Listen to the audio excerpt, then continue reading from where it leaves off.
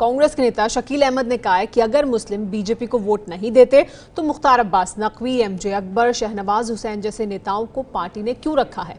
असदुद्दीन ओवैसी ने रविशंकर प्रसाद पर निशाना साधते हुए कहा है कि संविधान ने हमें अधिकार दिया है, आपने नहीं दिए हैं। अगर हम यहाँ पर अपने अधिकार प्राप्त कर रहे हैं तो आपके रहमो करम पर नहीं। ये कहना है असदुद्दीन ओवैसी का।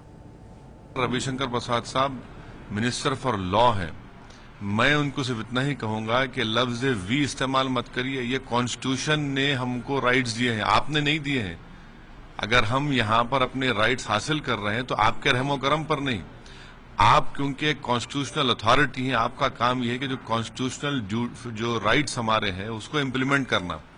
तो आपका काम ही है इम्प्लीमेंट करना। और कोई आपको वोट नहीं भी देगा तो क्या करेंगे आप? ये तो डेमोक्रेसी की खूबसूरती है। यहाँ इंडिया की डेमोक्रेसी है, कोई सद्दाम हुसैन की तो डेमोक्रेसी नहीं है, या फिर नॉर्थ कोरिया की तरह के एक ही लोगों डालते। डेमोक्रेसी है, हम आपके खिलाफ वोट देंगे और देते रहेंगे, मगर इसका यह मतलब नहीं है कि आप मुझसे मेरे कॉन्स्टिट्यूशनल राइट्स छीन लेंगे। कॉन्स्टिट्यूशन सुप्रीम है, ये उनको समझने की जरूरत है।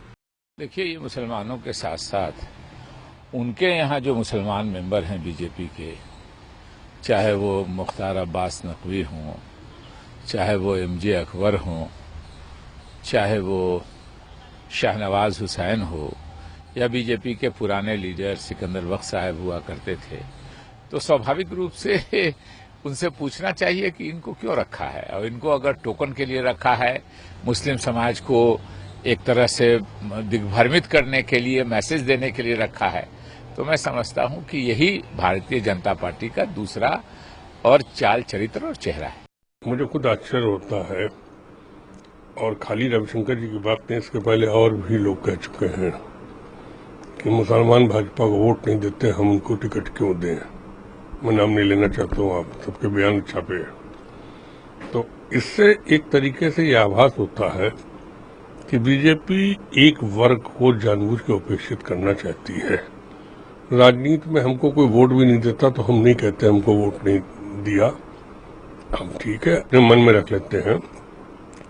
लेकिन मैं भाजपा से कहना चाहूंगा कि मुसलमान किसी की दया पे नहीं है, या हिंदू किसी की दया पे नहीं है। वो अल्लाह में विश्वास करते हैं तो हम भगवान में विश्वास करते हैं, और जो भी रहमो करम है, ईश्वर हम लोगों पर रहमो करम करता है।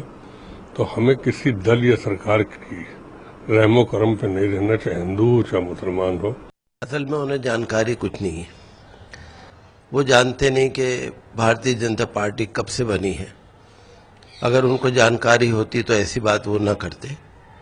ये फिरका परस्ती फैलाने वाला और कम्युनल उनका बयान है। मैं इसकी कड़ी निंदा करता हूँ और उनसे अपील करता हूँ कि अपने अल्फाज वापस लें, क्योंकि आपको मालूम है कि भारतीय जनता पार्टी जब से है, आरिफ बेग भी हुआ करते थे, सिकंदर बख्श भी हुआ करते थे, और अटल बिहारी वाजपेयी और राजनाथ सिंह जी और आडवाणी जी सब इसके गवाह हैं। और दिल्ली में जो सरकार बनी थी मदन लाल खुराना और साहिब सिंह वर्मा की, और केदारनाथ साहनी और सारे लोग, तो भारतीय जनता पार्टी में बहुत सारे लोग ऐसे हैं जो जानते हैं, मानते हैं कि मुसलमानों ने उन्हें वोट दिया था, उनकी सरकार बनाई थी। और फतेहपुरी मस्जिद में हमने भारतीय जनता पार्टी के नेताओं का स्वागत किया था। और ये ऐसा है कि किसी ने भी हमें कुछ नहीं दिया। तो इन सब के बयान आपने सुने, लेकिन इनके अलावा सीपीएम के महासचिव सीताराम येचुरी ने भी रविशंकर प्रसाद के बयान पर आपत्ति जताई है। येचुरी का कहना है कि कोई मंत्री नहीं, देश का संविधान सबको समान हक देता है। Is it a charity the Minister of Law and Justice is doing? Muslims are, or Christians, or Sikhs, or atheists like us, we are all Indian citizens. The sanctity is provided by the Indian Constitution. It is not the charity of any minister. And let them not talk in these terms, because it is very unbecoming of being a minister. कानून मंत्री रविशंकर प्रसाद ने बयान दिया था जिसमें उन्होंने कहा था कि मुस्लिम समाज के लोग वोट नहीं देते हैं बीजेपी को, लेकिन फिर भी बीजेपी सरकार उन्हें पूरा सम्मान देती है। इसके बाद विपक्षी नेताओं की तरफ से और समाज के अलग अलग वर्गों की तरफ से अलग अलग बयान सामने आ रहे थे, लेकिन अब रविशंकर प्रसाद ने ट्वीट किया है। उन्होंने अपनी बात एक बार फिर सामने रखी है। उन्होंने क्या कहा है सुनिए। मेरा पक्ष बिल्कुल साफ है। मोदी सरकार समावेशी समाज में यकीन करती है। हम सांस्कृतिक विविधता में एकता का आदर करते हैं। ये कहा है रविशंकर प्रसाद ने। एक बार फिर उन्होंने कई ट्वीट किए हैं ट्विटर पर, उन्होंने आकर अपनी बात को एक बार फिर सामने रखा है, क्योंकि उन्होंने एक बयान दिया था। उस बयान को लेकर विपक्ष के नेताओं की तरफ से और बाकी और लोगों की तरफ से बयानबाजी हो रही है। रविशंकर प्रसाद ने यह भी लिखा है कि चाहे हिंदू हो या मुसलमान या ईसाई, हम सबका आदर करते हैं, सबका विकास हमारा लक्ष्य है। इसके अलावा रविशंकर प्रसाद ने एक और ट्वीट किया है और इन सभी बयानों में रविशंकर प्रसाद यही कहने की कोशिश कर रहे हैं कि सबका विकास, सबका साथ ही हमारा लक्ष्य है। हमारे साथ एबीपी न्यूज संवाददाता विकास भदौरिया जुड़ गए हैं, उनसे इसके बारे में और ज्यादा जानकारी लेते हैं।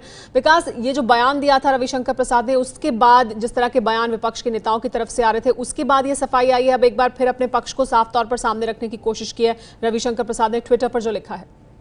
ये देखिए सुमेरा, ये सफाई नहीं है बल्कि उन्होंने अपनी बात दोहराई है और विपक्ष ने जिस तरह से उनके बयान को तोड़ मरोड़ के और उसके कई मायने निकालने की कोशिश की थी, उसके बाद रविशंकर प्रसाद को लगा, वो इस वक्त बेंगलोर में है, कि उनको एक बार फिर से अपनी बात विस्तारित रूप में रखनी चाहिए। और यही वजह है कि उन्होंने 4 ट्वीट किए लगातार और उन ट्वीट्स में उन्होंने साफ तौर पर लिखा है कि वोट बैंक की वजह से हम किसी का भी विकास बाधित नहीं करते हैं, वोट बैंक की वजह से हम किसी के साथ भी अन्याय नहीं करते हैं, चाहे हिंदू हो, चाहे मुस्लिम हो, चाहे सिख हो, चाहे ईसाई हो। और यही बात उन्होंने कल भी कही थी, आज उसको दोहराया है। और साथ में उन्होंने एक आईटी एक्सपर्ट जो कि राजस्थान के रहने वाले हैं, मुस्लिम समुदाय से आते हैं, उनका भी उदाहरण दिया है कि वो उनका भी सम्मान करते हैं और न केवल वो सभी समुदाय का सम्मान करते हैं बल्कि सबका साथ और सबका विकास में भरोसा करते हैं। जी हाँ, जैसे कि विकास बता रहे हैं कि एक बार फिर अपनी बात को साफ करने की कोशिश की है, उसको एक बार फिर सामने रखने की कोशिश की है। ट्विटर पर रविशंकर प्रसाद ने उनके बयान को लेकर जिस तरह की बयानबाजी हो रही है उस पर अपना पक्ष साफ किया है कि सबका साथ सबका विकास है मोदी सरकार का लक्ष्य। ये भी कहा है रविशंकर प्रसाद ने कि मुझे अलवर के उस इरफान खान पर गर्व है जिसके IT पर किए काम की चर्चा लंदन में प्रधानमंत्री मोदी ने की थी। ये है ABP न्यूज, आपको रखे आगे।